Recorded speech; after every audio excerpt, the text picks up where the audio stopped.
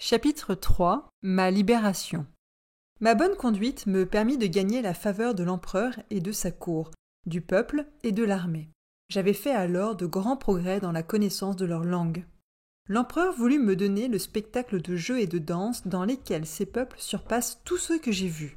C'était alors qu'on annonça à l'empereur une découverte, un grand objet noir. On supposait qu'il était à l'homme montagne et on le transporta à la capitale. Je devinais à l'instant qu'il s'agissait de mon chapeau.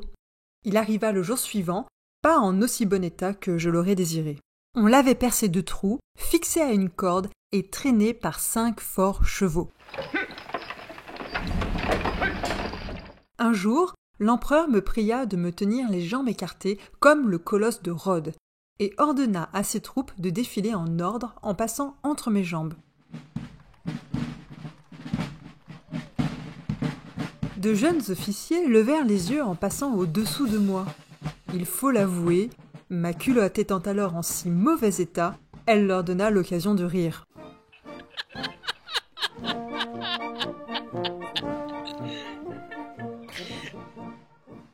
Le peuple et le Conseil d'État étant favorables à ma libération, le roi déclara officiellement: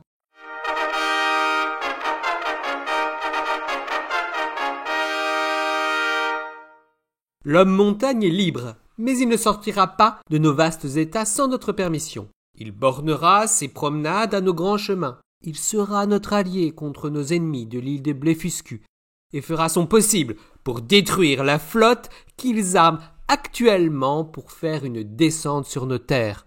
L'homme montagne aidera nos ouvriers à lever les grosses pierres pour achever nos murailles et nos bâtiments impériaux. Je prêtai le serment de respecter ces points. Après avoir obtenu ma liberté, je lui demandai la permission de visiter Mildendo, capitale de l'empire de Lilliput, ce que l'empereur m'accorda. Mais il me demanda de ne faire aucun mal aux habitants ni aucun tort à leur maison.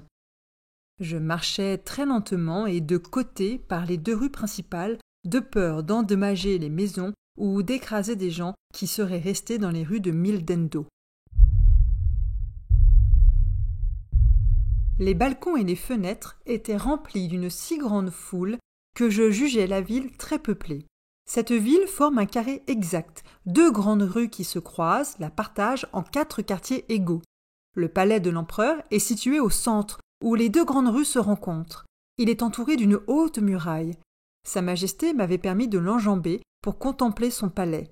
Dans la cour intérieure, j'appliquai mon visage aux fenêtres qu'on avait exprès laissées ouvertes, et je vis de magnifiques appartements. Je connaissais Lilliput chaque jour un peu plus. Cet État avait 2 fléaux, une puissante division en dedans et la menace de Blefuscu en dehors. Il y avait 2 partis opposés dans cet empire sous les noms de Trakmeksan et Slameksan, termes empruntés des hauts et bas talons de leurs souliers par lesquels ils se distinguaient. On disait que les hauts talons étaient les plus conformes à l'ancienne constitution. Mais Sa Majesté ne se servait que des bas talons dans l'État et le gouvernement. La haine des 2 camps était telle qu'ils ne se parlaient plus. Lilliput était aussi menacée d'une invasion de la part de l'île de Blefuscu, le grand empire voisin. Lilliput et Blefuscu étaient engagés depuis 36 lunes dans une guerre très opiniâtre dont voici le sujet. Tout le monde convient que la manière de casser les œufs, avant que nous les mangions, est de les casser au gros bout.